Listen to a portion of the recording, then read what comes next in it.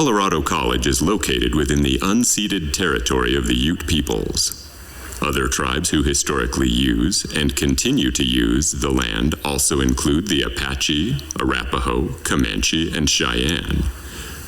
And now, please turn your attention to the stage.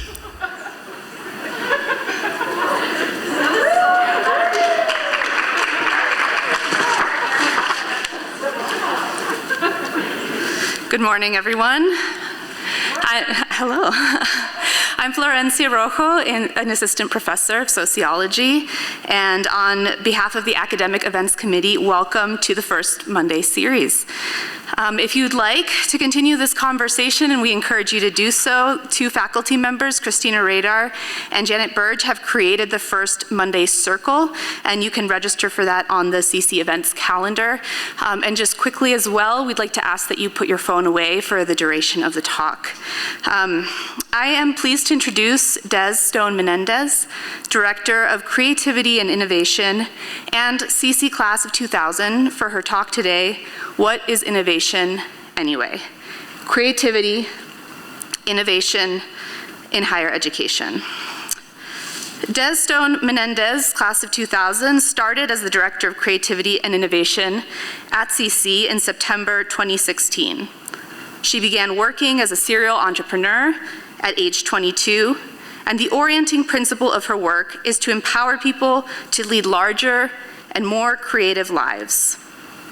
Driven by a commitment to intuition and possibility, her experience is broad and varied, from building tiny homes and designing and manufacturing lifestyle products to incubating tech applications. There is no subject that doesn't find interesting, and CC is a perfect place for that. She founded the Possibility Room in 2009, which began as a startup incubator in Seattle, focused on executing new businesses and expanding existing businesses. Dez believes that true innovation results from listening to your own unique knowing. She spends a lot of time thinking about how to cultivate containers that allow for this. And she is more interested in questions than answers. What happens when we allow space for the unknown? What kind of freedom is available when we decide to be driven by values and by intuition rather than convention? What is innovation anyway? Please join me in welcoming Dez Stone Menendez.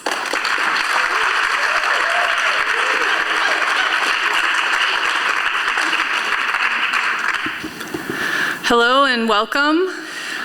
It's such a privilege and an honor to have the opportunity to present to you. So this talk was scheduled 2 years ago, 7th block, and was canceled right as a global pandemic upended our lives.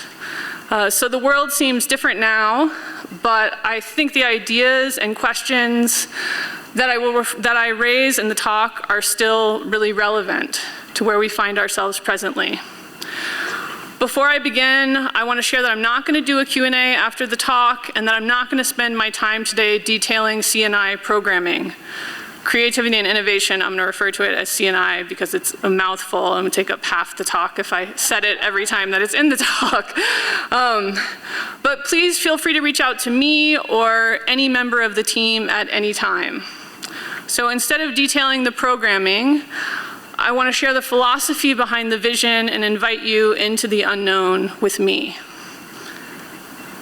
The year is 1999. It's the first week of the block. So this is an image of me in a student art studio on the 4th floor of Packard. Some of you might know the spot. I blocked out the room for a block. So there's a mattress with black sheets on the floor, art supplies, and an audio recorder so I can share my thoughts. I feel alone, terrified, and confused. What was I thinking? I have to admit that I did this. I decided to live in this pitch dark room for 3.5 weeks.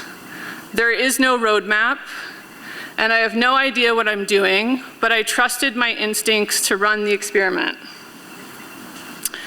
In the early days of map making, when map makers reached the boundaries of what they knew, they referred to unknown territory as terra incognita, or the edge of the unknown. Terra incognita is the place where I'm the most comfortable. It's the place where I think the most exciting opportunities reside.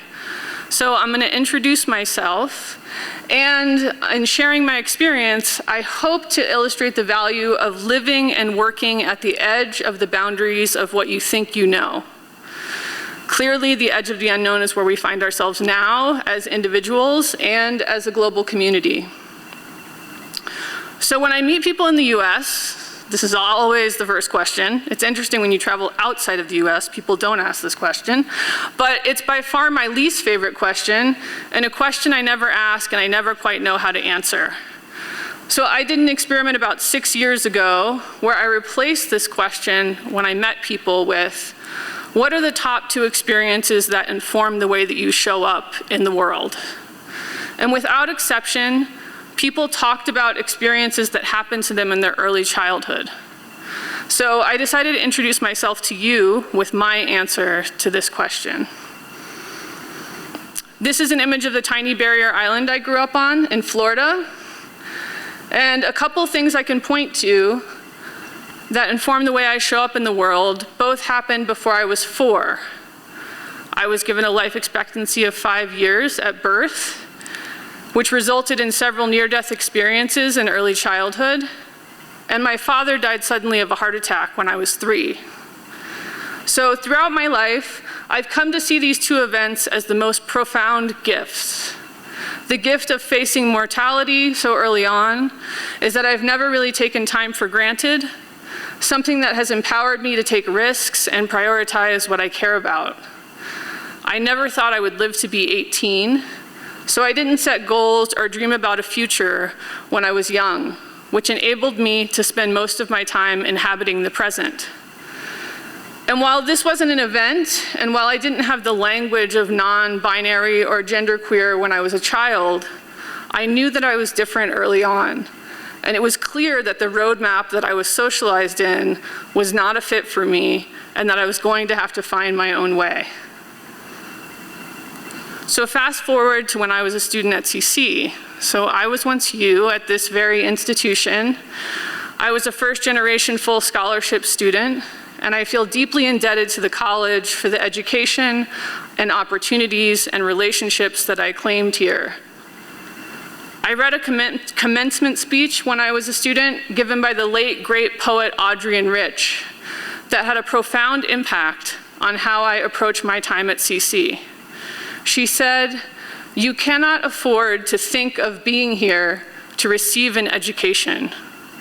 You will do much better to think of yourselves as being here to claim one." And I truly claimed my education while I was here.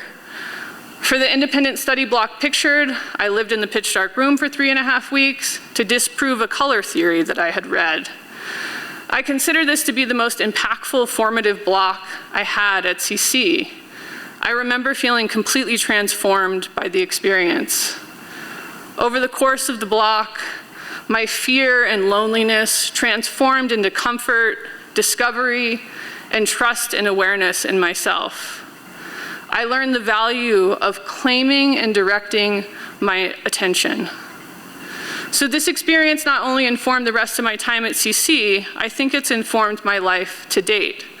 I had no idea then that it would provide the foundational skills that have informed the way I've approached my work and my life for the last several decades. The theme that arose of not knowing the how or the why up front, but trusting my intuition and stepping into the unknown, has been the singular guiding force of how I move through the world. I designed my own major at CC. It was titled A New Language, the Architecture of Word and Image. You might know my advisors, Professor Kate Leonard and Professor Jane Hilberry, who are still at the college. So the quote that I put at the top of my proposal was, "There is no discovery without risk,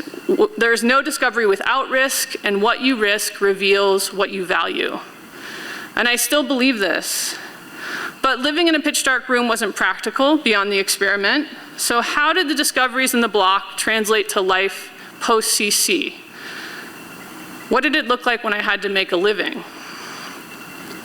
To show you what happened when I continuously worked in unknown territory, I'm gonna very quickly share some of the projects and companies that I incubated in my 20s and early 30s. And I'm not showing you these to give you my resume. I'm showing you them to illustrate that moving forward without a roadmap can lead to unexpected opportunities. After graduation, my only plan was to be an artist and a writer, and I had no idea how to support my life doing either. This is for another talk, but I want to be clear. I don't want to sugarcoat it. My transition out of CC was a difficult one. But I started my first business, Dez Consulting, in Seattle when I was 22. I had no idea what I was doing, but I had more clients than I could manage within my first year. And I was constantly teaching myself things that I didn't know. It was equal parts terrifying and exhilarating. So teaching myself as I went will be the connecting thread in all the projects I'm gonna show you. My next company was These Creatures. These Creatures was a design build shop, started with a business partner, and our first line were these steel powder-coated hanging pet feeders that we marketed as art objects. In under 4 months, we designed and manufactured in-house 50 unique products and launched an online store. Within 60 days of launch, with zero marketing or PR dollars, we were featured on the Today Show, New York Times Magazine, several major design blogs, and Oprah Magazine. And to this day, it's still a complete unknown how we garnered so much press with pet feeders. But my third business was The Possibility Room, a startup consulting firm that was particularly focused on empowering young people without resources to start businesses. So here are just a handful of projects that I incubated as The Possibility Room to give you an idea of the range. With $10K in seed money, my 23-year-old client and I built Chima Designs, a technology accessories company. So the iPad was brand new at the time, and this was the first multi-purpose case.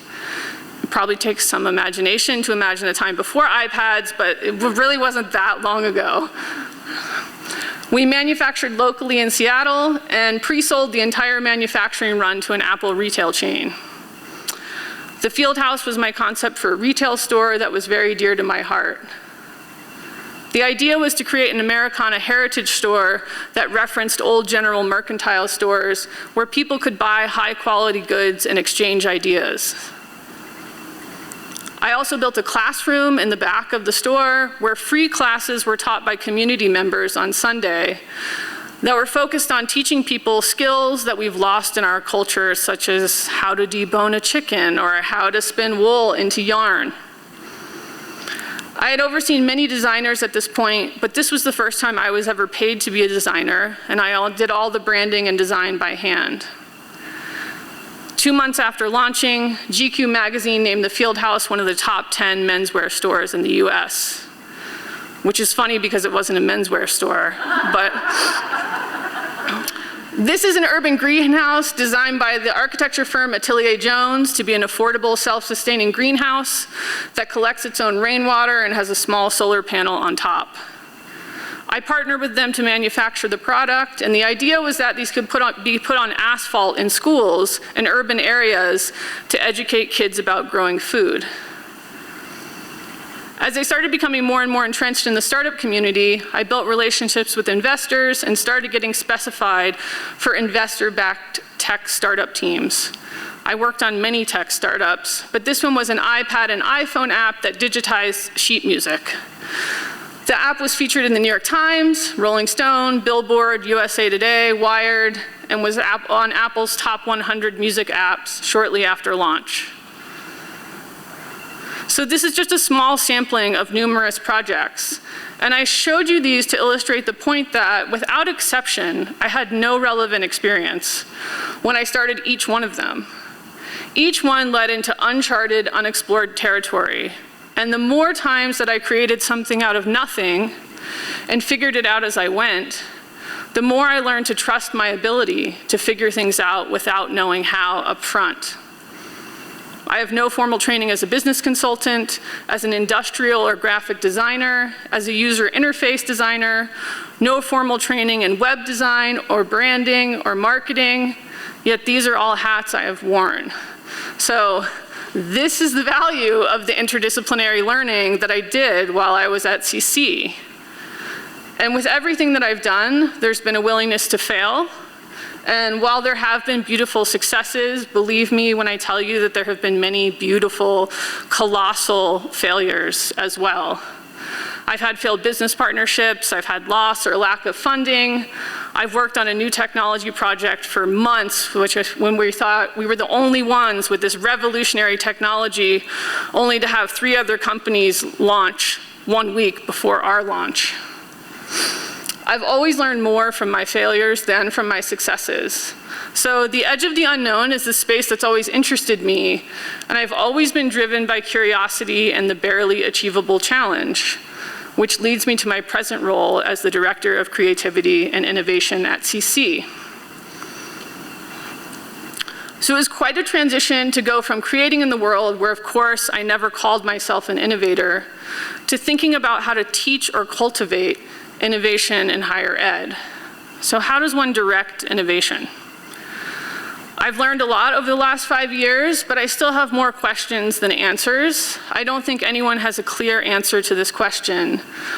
I had no idea what I was saying yes to when I accepted the role, but it sounded like a barely achievable challenge, and I love CC. So I just want to name that there's no roadmap when it comes to building an innovation program in higher ed. So my first and most pressing question when I arrived was, what is innovation anyway? And I really spent my first 6 months researching this question. What I learned was that the word innovation has been co-opted. I saw that the trend of innovation in higher ed was following the commercial trend, where innovation is synonymous with entrepreneurship, and in most cases even more narrowly defined as startup tech. But there are serious issues with equating innovation in higher ed to tech entrepreneurship. So I'm going to show you some images of what this trend looks like. You'll recognize all of these tech startup founders. Airbnb, Google, Uber, Twitter, Microsoft, Apple, Facebook, Instagram. So this is who the current roadmap for innovation serves. I hope you saw that everyone looks really similar. What you may not know is that all of these companies were backed and launched by venture capital funding. So venture capital is a form of financing that investors provide to startup companies. It's essentially like rocket fuel for your idea. So who are the venture capitalists and who gets the funding? While the research is scarce, according to Backstage Capital, less than 10% of all VC deals go to women, people of color, and LGBTQAI+ founders. So as you can see, that means that 90% of venture capital funding goes to white men, and 10% goes to everyone else. So let's look at the other side and talk about VC partners. So these are the people who choose where the money goes. Of the 100 top VC partners worldwide, only 9 are women. There's no data for how many VCs are people of color or other marginalized identities, but the people who decide where the money goes tend to choose people who look like them. So what might get funded if we had more diversity at the top making decisions? What might a single mother of 3 fund?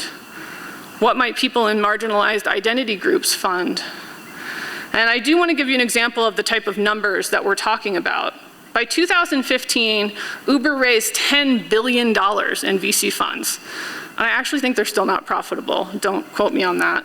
But while I love resourcing students with entrepreneurial ideas, what I saw is that innovation in higher ed programs were reinforcing and duplicating these inequities. And I would love to tell you that it's getting better, but the truth is I've been following the data for the last 5 years and it's getting progressively worse. That said, there are some revolutionaries in the space, and I want to tell you about one. This is Arlen Hamilton, the founder of Backstage Capital. She's basically my hero.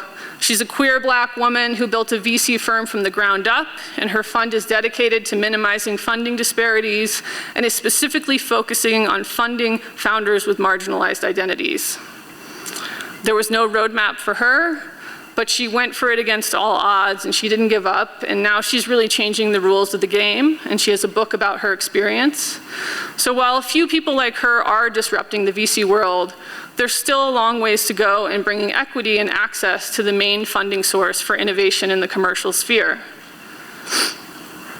Back to no roadmap. So I hope I've made it evident at this point why the narrow, exclusive ways in which innovation is understood and promoted within our culture did not seem like a good fit for CC. It seemed clear that innovation is a much broader enterprise than what I was seeing. So I got curious and I started researching the word. This is the Oxford English Dictionary definition of innovation. To introduce something new, to make changes in anything established. So I've been interested in reclaiming the language since I arrived at CC. Innovation basically means to do anything better than it's been done before. So this is the definition that's driven our broad, inclusive approach. And with this definition in mind, if we reclaim the language, it's obvious that innovation occurs culturally, socially, and personally, not just exclusively in the business and tech space. But before I get into our broad approach, I just want to take a step back and quickly look at the evolution of the concept of innovation in the commercial sphere over many years. This graph was created by Dan McClure, who's a peer in the innovation space that works in the humanitarian aid sector. And this is going to be a gross oversimplification, but I think it's useful. So the word innovation entered the commercial landscape through engineering and manufacturing. Incremental innovation is the continuous and gradual improvement of existing products, services, or processes. It's basically how can we do this cheaper, better, and faster. So as you can see, you have a lot of known and understood variables, but you're solving fairly simple problems. So many companies use incremental innovation. There's examples all around us, but one general example is just replacing parts of an existing product with something cheaper or more efficient. Next, we have engineered reductionist innovation. So the problems got slightly more complex, but you're still dealing with known and understood variables. For example, early 20th century innovators built railroads, skyscrapers, utility systems, and dams by breaking down big, complicated projects into discrete, independent pieces. Next, we have lean product innovation, and I would argue that this is where we're stuck presently. So this is what we see in the startup tech world, and this is what most higher ed programs in innovation have emulated. As you can see, the variables are unknown and uncertain, but we're still solving relatively simple problems. So lean product innovation is all about iterative failure, building lean teams, and running fast. The lean product innovator has to make assumptions in order to keep the size of their pilots and prototypes small so that they can test ideas and move quickly. I've already shown you lots of examples earlier, and I want to be clear that all these methodologies have value. It's not an either or, it's a yes and. But I'm proposing, along with Dan McClure, that there's a need for a new innovation methodology that doesn't exist yet. We are at a moment in time where we need a methodology to solve complex problems with many unknown variables. Dan McClure calls this the messy middle. So examples of the messy middle are climate change, inequality, and perhaps I should add in global pandemics. So why do you think maybe there isn't a methodology for this type of innovation? Innovation attempts that have lots of interconnected parts and substantial unknowns, uncertainty, and change generally fail. So this type of innovation doesn't fit the capitalist commercial framework. But according to Dan McClure, this is where complex adaptive systems lie, and this is where the biggest opportunities live presently. Problems such as inequality and ecological threats require an integrative collaborative response to build new and different ways of working together. So we need new tools to handle the complexity that we're all now facing. And that's exactly what C&I is attempting to do. So our intention is to cultivate these foundational capacities that will prepare you for the messy middle. And one of my main observations in my first year in this role is that academia prizes structural, analytical, and rational ways of knowing and marginalizes intuitive, conceptual, and relational ways of knowing. We need to cultivate and prioritize these marginalized ways of knowing if we're going to engage in effective solutions in the messy middle. So the messy middle relies on understanding interconnectedness and reclaiming our attention so that we may truly listen. Problem solving in the messy middle requires listening, lateral listening across various stakeholders and listening to oneself, which leads to one of my guiding questions. What if the innovation that our time calls for presently isn't just about creating something new, but requires remembering what has been forgotten or temporarily lost? So the quote I'm about to share, I think, points to the problem and the solution nicely. Dov Seidman said, "Our global culture is in the process of shifting from a knowledge economy to a human economy. As such, the most valuable workers will be hired hearts, bringing essential traits that can't be and won't be programmed into software, like creativity, passion, character, and collaborative spirit. Their humanity, in other words." So now I'm going to tell you a little bit about our approach. Like I keep saying, there's no roadmap, but the next slide shows our programmatic themes. So this diagram is really the easiest way to illustrate our focus areas. One of our key differentiators is our focus on creativity, which we feel is the precursor to innovation.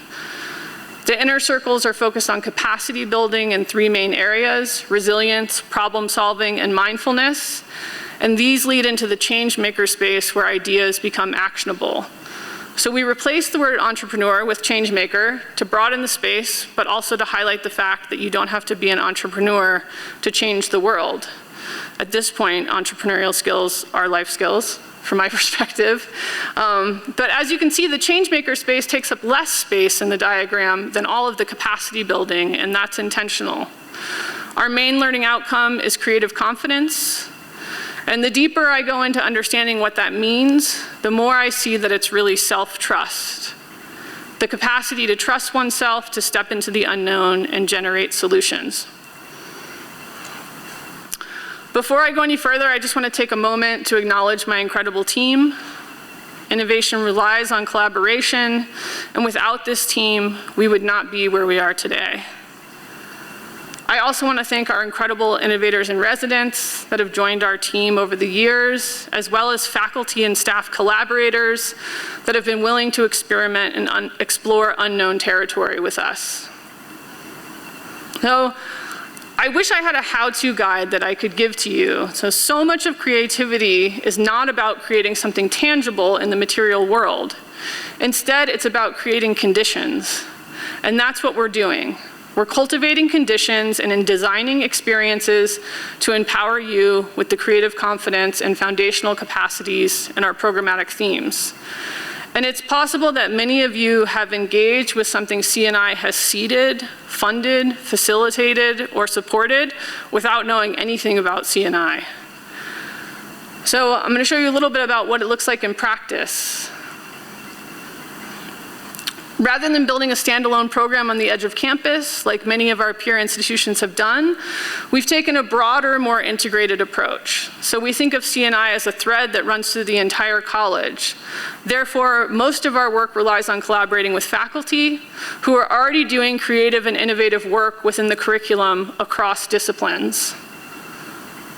If you think of creativity and innovation as little fires that are happening all across divisions and departments on campus, our goal is to pour gasoline on those fires and provide resources and support to amplify the creativity and innovation that's already happening.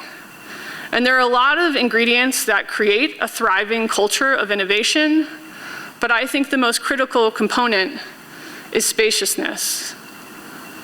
So we need unstructured time and space to be creative and innovative. Given how overprogrammed students' lives are here at CC, a big question for us was, how can we have an impact without adding programming on campus? So by aligning closely with the college's teaching mission, we add value by supporting faculty learning goals that are aligned with our programmatic themes. And I just want to share a couple of quotes from faculty evaluations. Professor Ryan Platt said, "C&I is undertaking a simple but often neglected premise in higher ed and our society more broadly. Creativity matters and needs to be cultivated across all disciplines." Professor Sarah Hansen said, "Without the resources and support of C&I, it would be a lot more challenging to take risks in the classroom.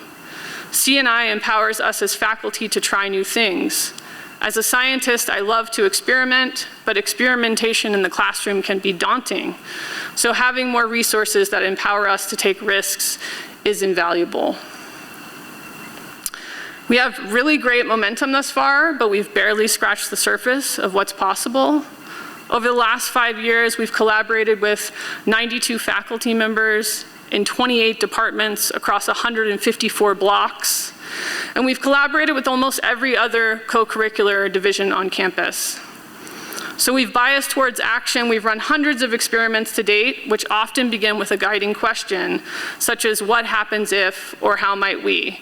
So I'm just going to show you some quick examples of our collaborations with faculty and staff, along with the guiding questions that sparked the experiment.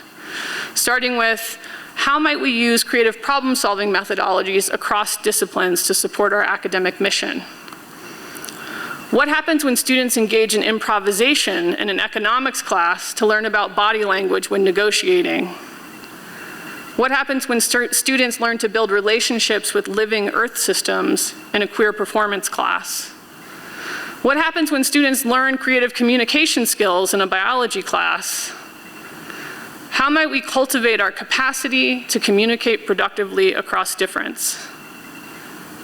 What happens when we blow up the narrow trend of who gets to identify as an innovator? What happens when we put an engineer, game designer, and artist in a physics class for a block? What happens when we put an audio scientist and a composer in an upper-level microbiology class? What happens when we take students off campus for a week and eliminate technology and cultivate their capacity for creative problem solving and productive risk? What happens when we bring mindfulness residents to campus to explore the question, how might we connect students to meaning and a sense of belonging?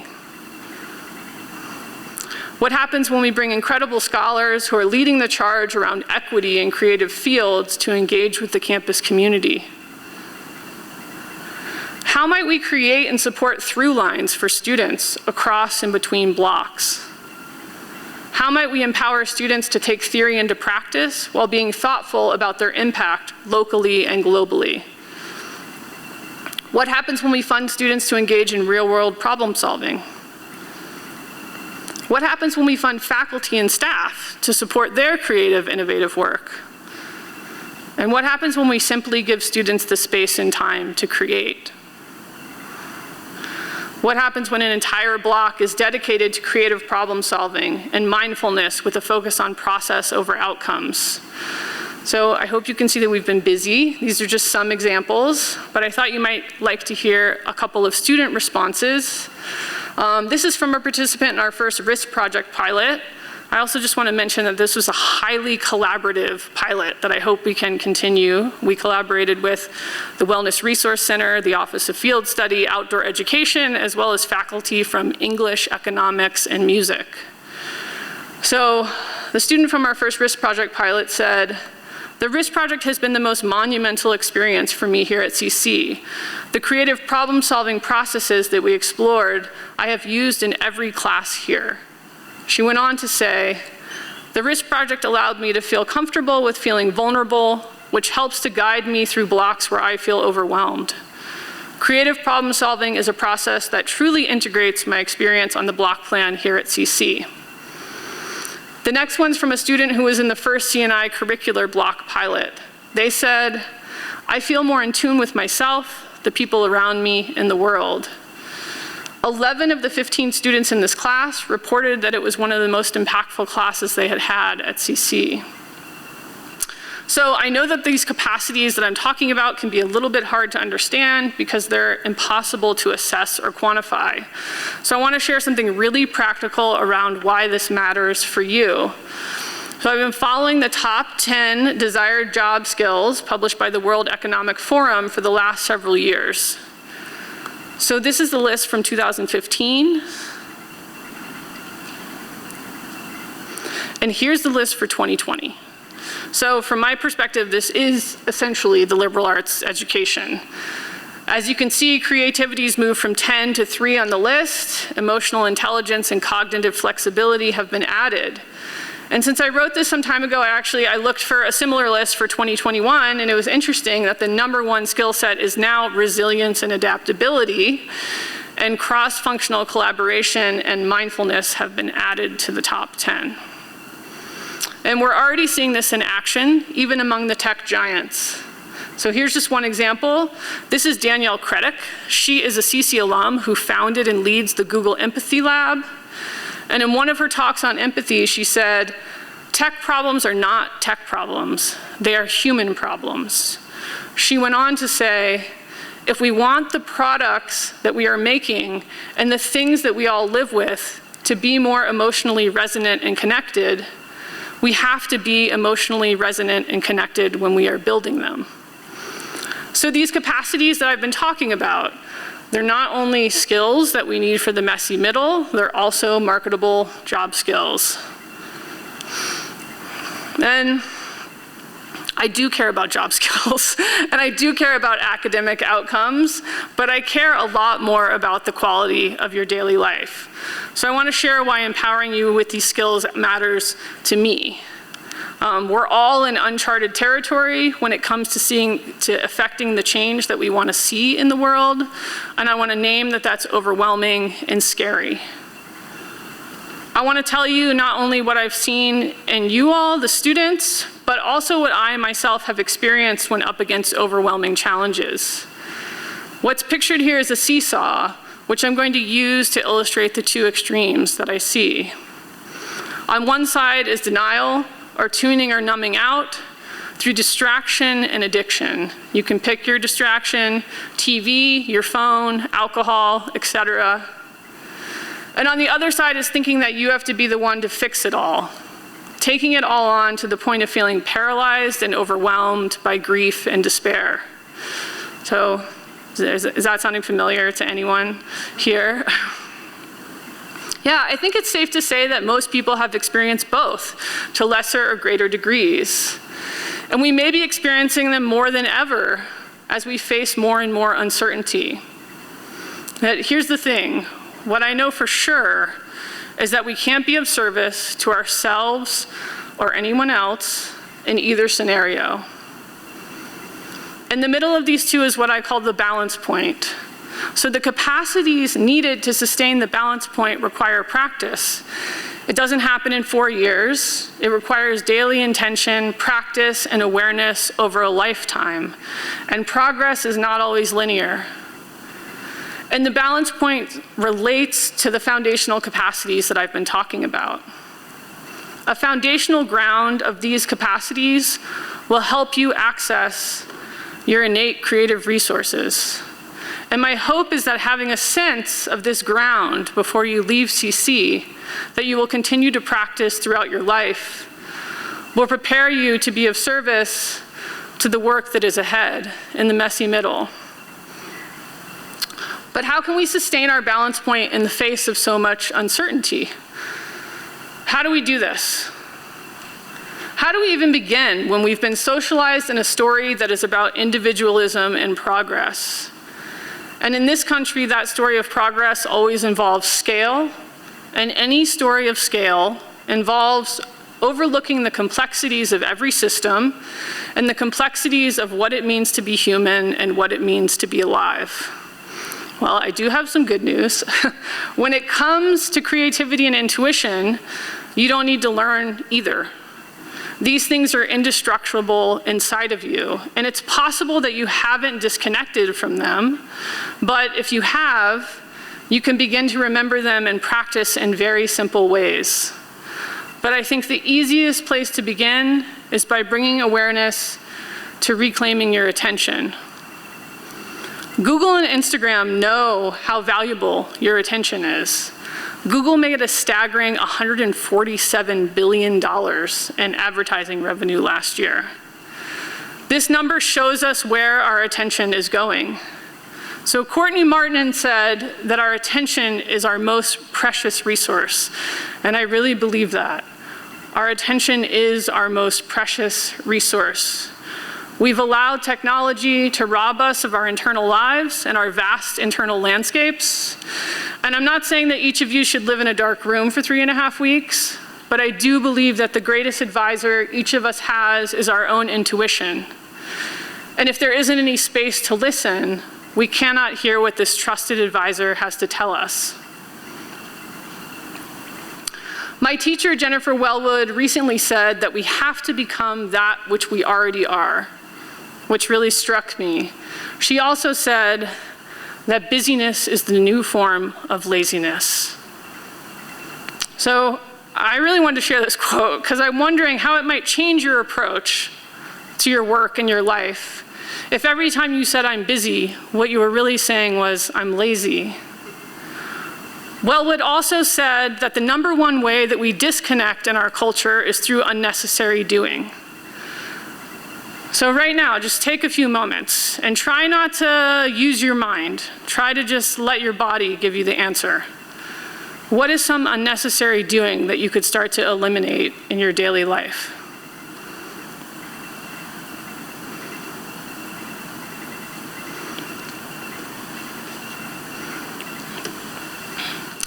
So I realize it's an audacious goal to build an innovation program that is about creating from the ground of awareness and connection. And you know what? I think we can, and I think we are doing it.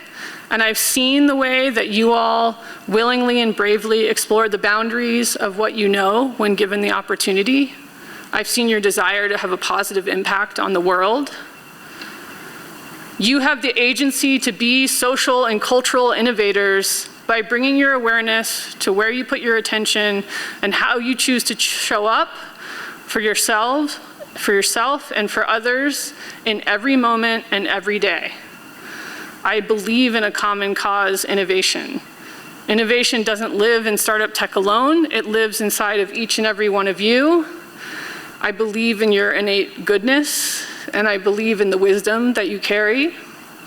And I have some more good news.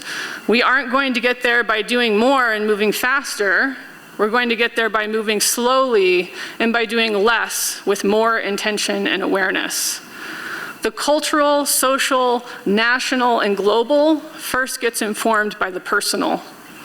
We have to be connected to our own innate resources in order to be grounded in change that is authentic and effective.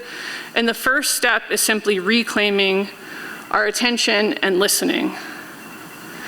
The antidote to disconnection is connection. So let's start there. So I'm gonna leave you with a couple of questions to consider, but I really encourage you to contemplate and create your own set of guiding questions. How might we, from the ground of awareness and connection, aspire to become the creators and innovators that our time is calling for?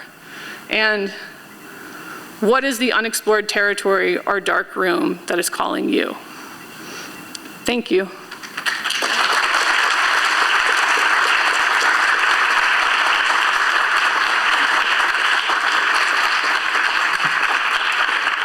Wow, fantastic. Thank you so much, Dez Stone Menendez. That was wonderful. Once again, you can join us on First Monday Circle to continue this conversation, and we will see you next block. Thank you so much.